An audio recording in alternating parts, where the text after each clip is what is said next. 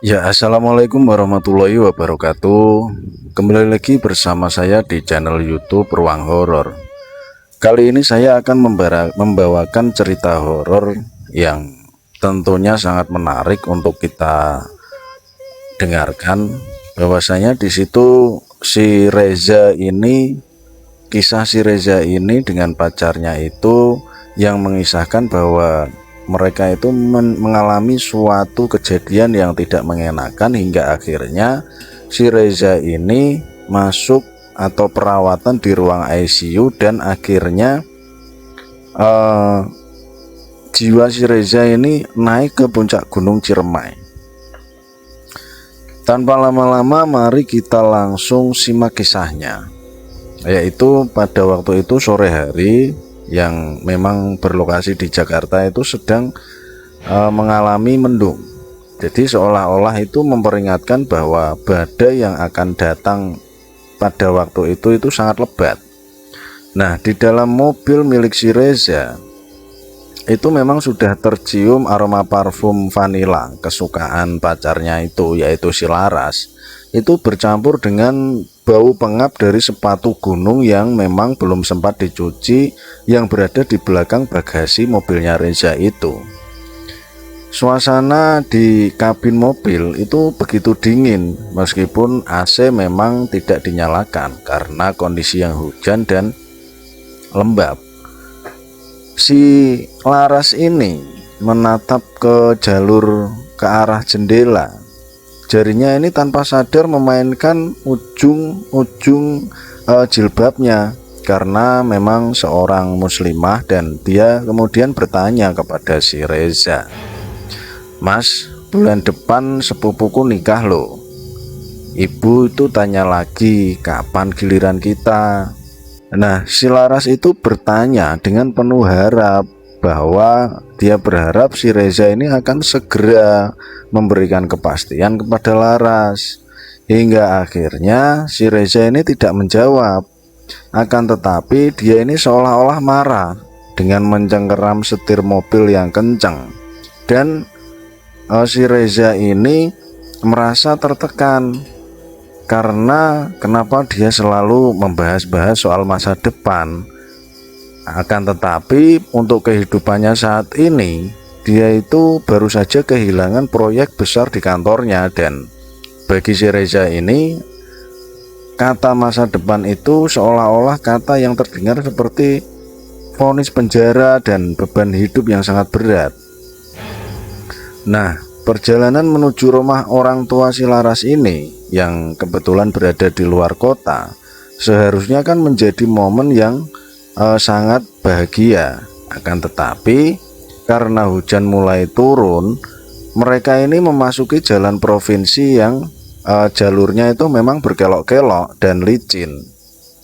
Karena hujan yang deras, wiper si Reza ini tidak mampu untuk menampung atau membersihkan air hujan yang turun derasnya di kaca mobil depannya.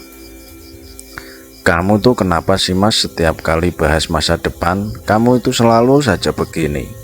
Kamu itu lebih peduli sama hobi mendakimu itu daripada masa depan kita." Suara si Laras itu mulai bergetar karena dia juga emosi tidak ditanggapi oleh si Reza. Kemudian si Reza ini menanggapi, "Mendaki itu kan pelarianku, Ras. Karena di sini ya sama kamu itu aku ngerasa kamu itu beban. Kamu itu menjadi seolah-olah beban hidupku yang aku mau kesana kesini itu kamu itu selalu melarang." Nah, suara Reza ini terdengar mengalahkan suara guntur yang ada di luar mobil. Kemudian pertengkaran itu terjadi dan meledak. Kata-kata kasar itu mulai berterbangan di ruang sempit mobil itu dan Laras ini menangis. Namun tangisannya Laras ini justru membuat Reza ini semakin gelap mata. Puncaknya saat Laras ini memegang lengan Reza agar si Reza itu mau melambatkan laju mobilnya, si Reza ini justru menyentakkan lengannya atau menepis lengan dari tangan si Laras.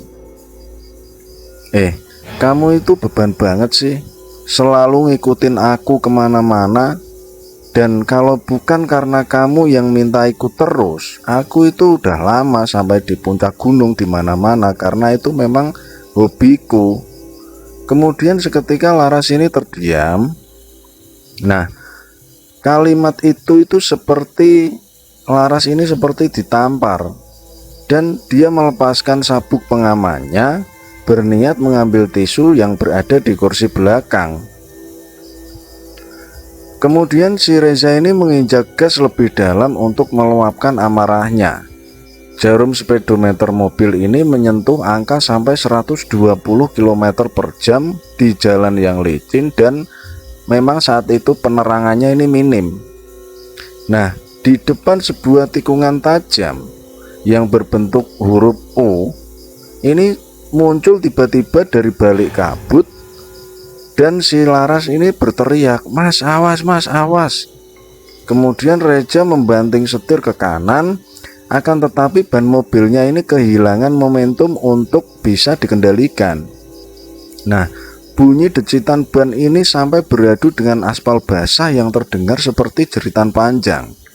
Mobil itu menghantam pembatas jalan dengan suara dentuman logam yang memekakkan telinga. Lalu terpental, terguling beberapa kali, dan berakhir terbalik di sebuah parit dalam posisi atapnya ini berada di bawah. Nah, Reza ini menggantung terbalik, tertahan sabuk pengaman, kepalanya berdarah, pandangannya itu sudah mulai kabur, dan di sebelah samping si Laras ini sudah tidak bergerak.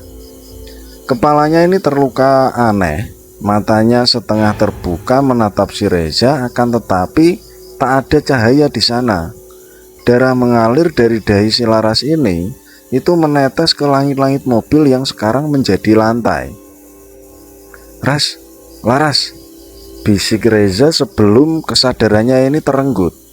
Nah, aroma terakhir yang dia hirup itu bukanlah parfum vanila lagi, akan tetapi bau bensin yang tajam dan bau anyir besi yang membusuk. Kemudian saat Reza ini mulai terbangun di rumah sakit, karena dia ini mengalami koma beberapa hari, dunianya ini sudah berubah.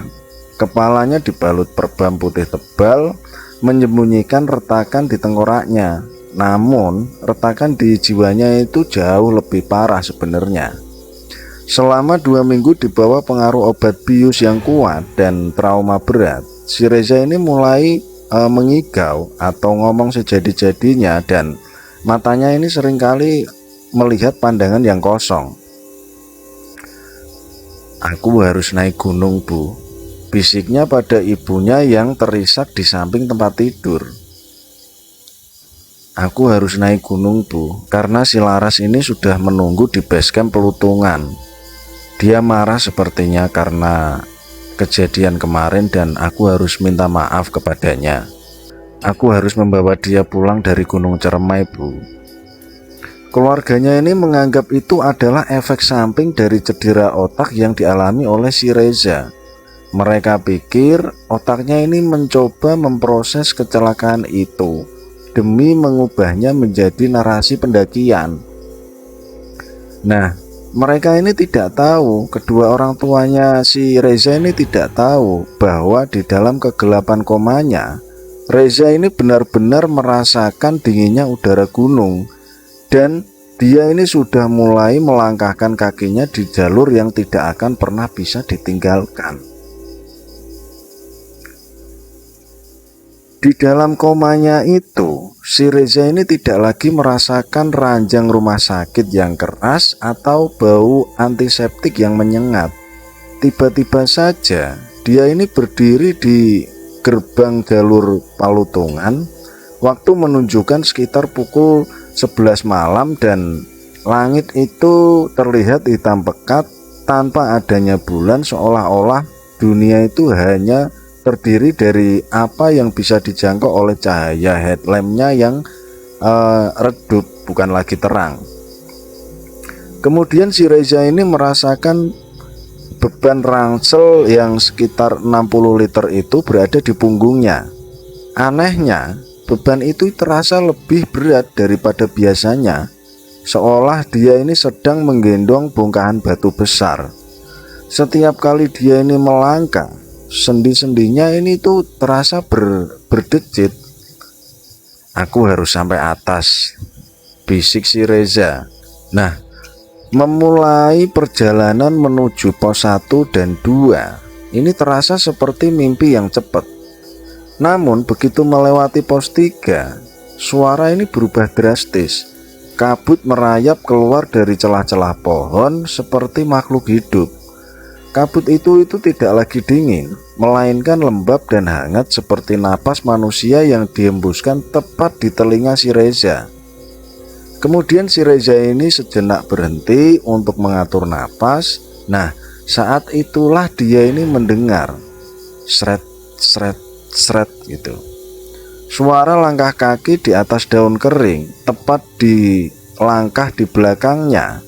Ketika Reza menoleh karena dia ini penasaran, yang dia lihat ini hanya kegelapan.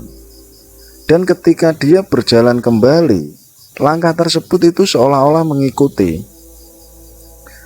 Lalu dia ini mencoba mengalihkan perhatian dengan memakan sepotong roti yang sudah ia bawa.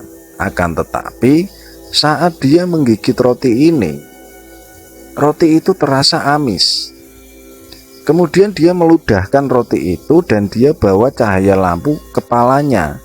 Dia melihat potongan roti yang tadi dia makan itu berwarna merah gelap seperti daging mentah.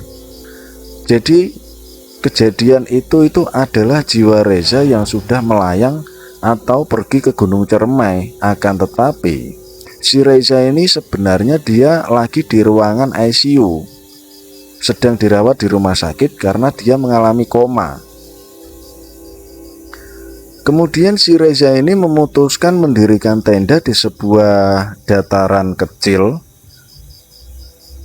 Di situ udaranya semakin tipis dan saat dia duduk di dalam tenda, keheningan gunung ini mulai terasa aneh.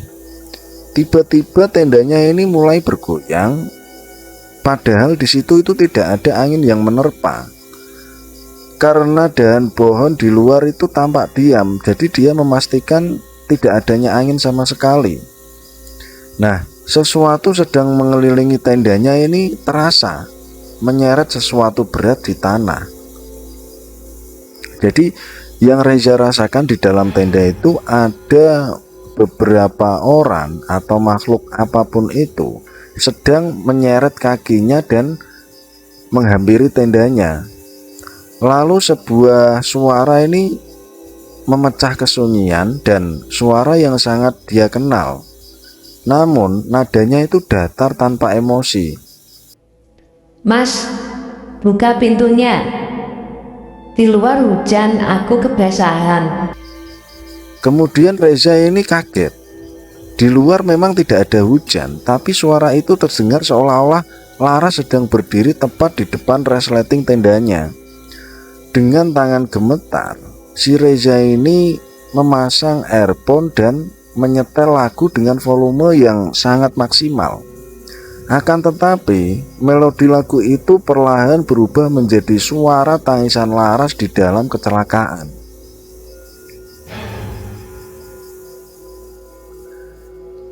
Mas, kamu bilang aku beban. Sekarang aku mau ikut terus. Reza jatuh tertidur karena kelelahan yang luar biasa. Dalam mimpinya, dia ini melihat kilatan kaca mobil yang pecah dan sorotan lampu truk yang membutakan matanya. Dia terbangun dengan napas tersengal saat fajar ini mulai menyingsing. Dan fajar yang anehnya ketika pagi fajar itu berwarna kelabu tanpa semburat oranye seperti biasanya. Saat dia keluar dari tenda untuk mengambil air, dia ini kemudian tersungkur. Di tanah yang lembab dan tepat di depan pintu tendanya ada tulisan yang digores dalam-dalam. Tulisannya itu seperti ini: kenapa kamu ngebut? Jelas sekali tertulis seperti itu. Dan tulisan itu bukan hanya sekedar goresan. Di sela-sela huruf yang tertulis terdapat pecahan kaca kecil, yaitu kaca jendela mobil, yang memang si Reza ini tahu betul karena dia juga mengalami hal tersebut ketika kecelakaan itu. Kemudian si Reza ini sekilas bengong dan pikirannya kemana-mana. Kemudian dia berpikir bahwa ini tidak nyata, ini cuma gunung kan. Namun di kejauhan si Reza ini melihat bayangan seorang wanita berdiri di balik pohon. Dia ini mengenakan jaket yang sama dengan yang dipakai Laras saat mereka bertengkar di dalam mobil itu. Di hari ketiga di dunia nyata yang memang waktu itu kisahnya Reza ini masih berada di ruang ICU karena kecelakaan itu. Reza ini mulai kehilangan fungsi motoriknya. Jadi seolah-olah dia itu di dalam dunia lainnya, itu dia menuju jalur puncak Ciremai melalui cadas yang terasa seperti mendaki tumpukan tulang manusia. Jadi setiap kali kakinya ini menginjak batu, itu terasa seperti ada suara kretek-kretek yang dihasilkan, terdengar seperti ketika dia mengalami kecelakaan dan tulang rusuk yang patah, tulang rusuknya si Laras yang patah. Dia ingat bunyinya itu seperti itu karena terhimpit oleh sabuk pengaman. Jadi waktu itu dia bergumam di dalam pendakiannya ini, sedikit lagi aku harus meminta maaf nih pada Laras. Itu ucap si Reza di waktu dia menuju puncak Gunung Ciremai. Karena napasnya memang sudah mulai habis. Di dunia nyata, paru-parunya ini mulai terisi cairan yang membuatnya ini benar-benar merasa sesak nafas secara fisik, dan seolah-olah di atas gunung dia juga merasakan dia juga nggak bisa nafas.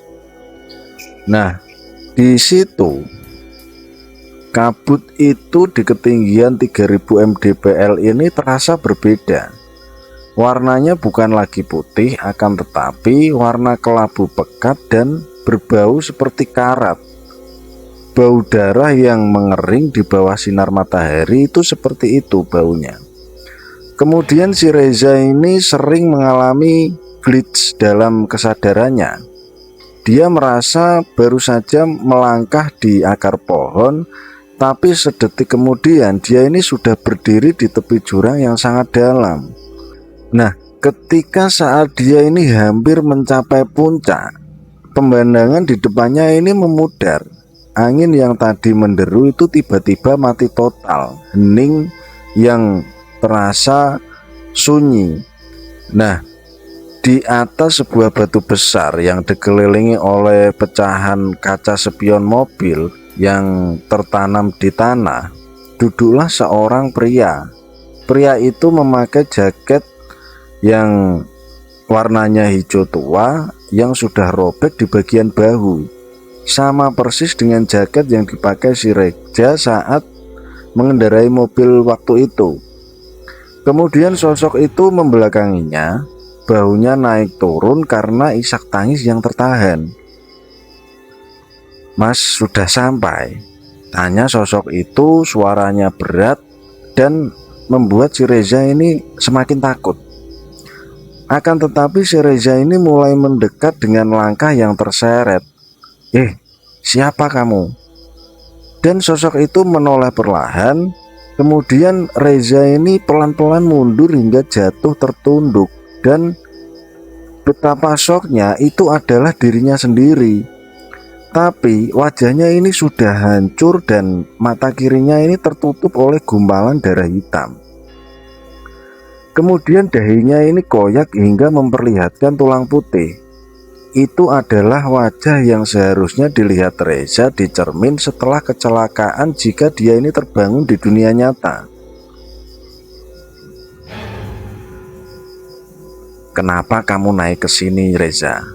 tanya sosok itu dengan nada yang menghakimi.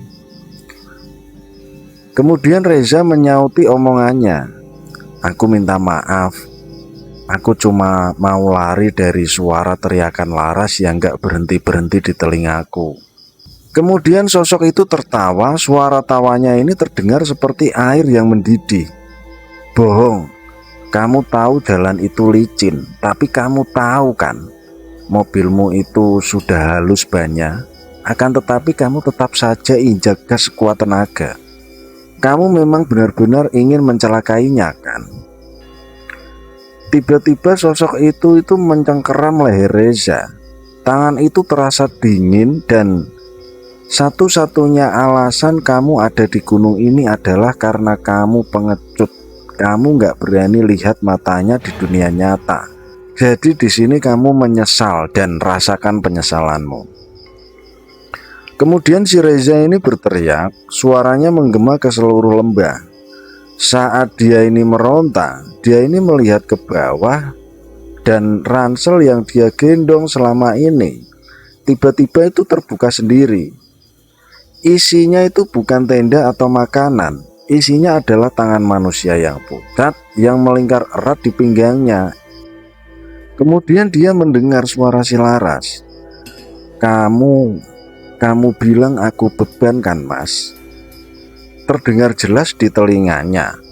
Dia kemudian melompat terjatuh berguling-guling di bebatuan yang tajam. Akan tetapi, kemanapun si Reza ini berlari, pemandangan itu tidak pernah berubah. Dia ini melewati batu besar yang sama, pohon tumbang yang sama, dan tulisan tanah yang sama. Kemudian dia terperangkap oleh putaran waktu yang tak berujung.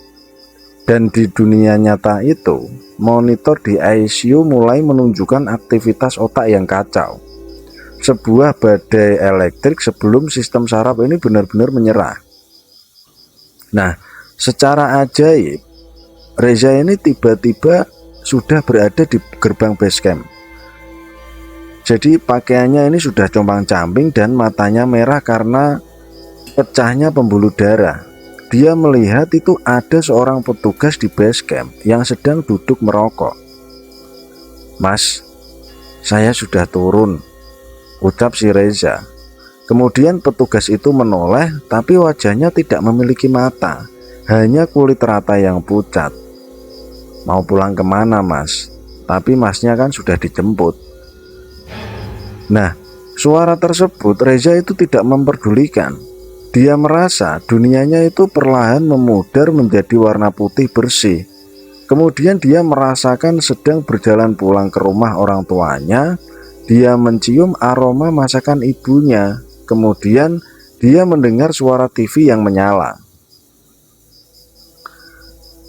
Si Reza ini kemudian duduk di meja makan, mencoba bicara kepada keluarganya yang pada waktu itu sedang duduk melingkar makan bersama-sama. Dia bercerita tentang Ciremai, tentang betapa dinginnya di atas sana.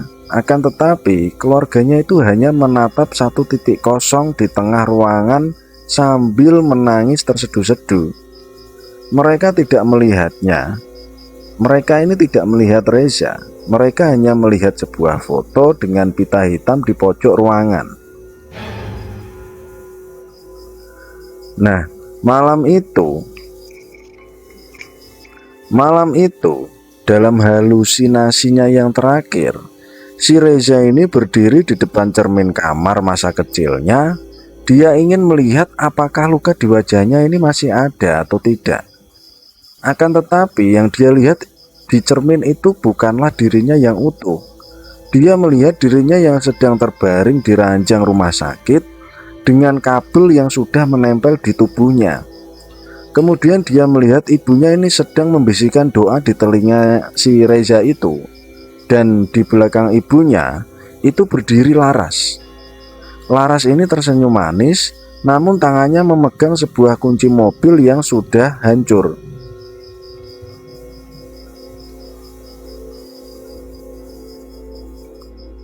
Kemudian Reza ini mengucapkan permintaan maaf kepada Laras.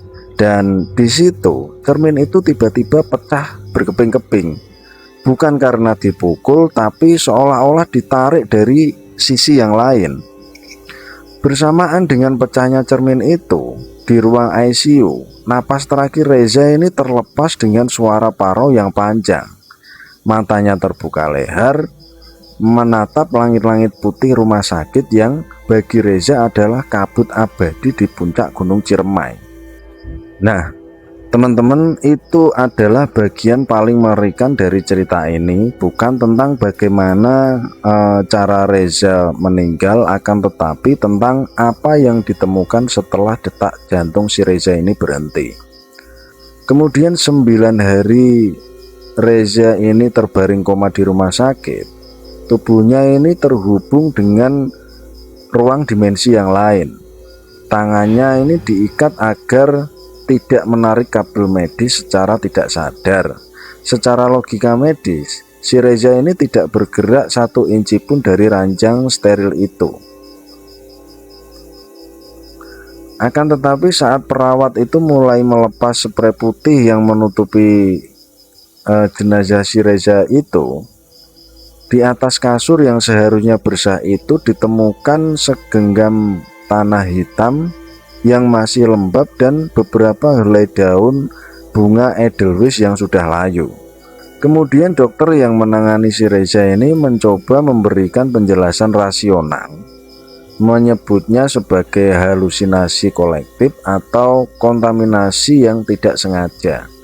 Namun dia berdiri tidak bisa menjelaskan mengapa hasil rongsen terakhir paru-paru Reza ini menunjukkan adanya partikel debu vulkanik yang sangat halus, seolah-olah pria itu memang baru saja menghirup udara ketinggian 3000 meter selama berhari-hari.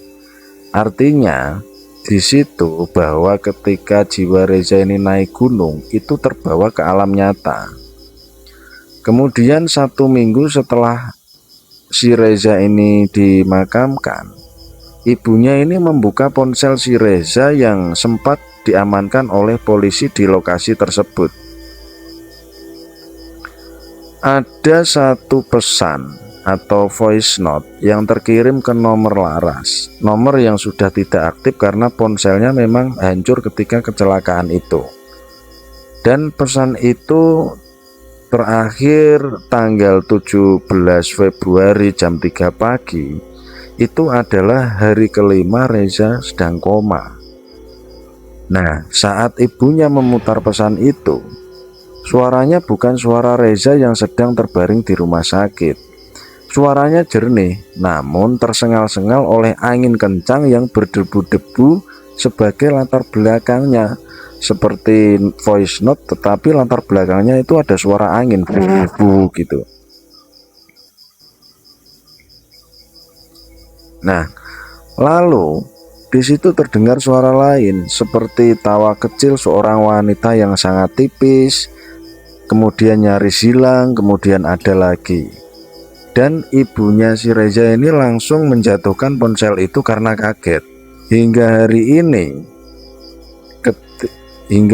ini peristiwa itu masih menjadi tanda tanya bagi keluarga si Reza, apakah kejadian itu memang benar-benar nyata atau hanya kebetulan belaka.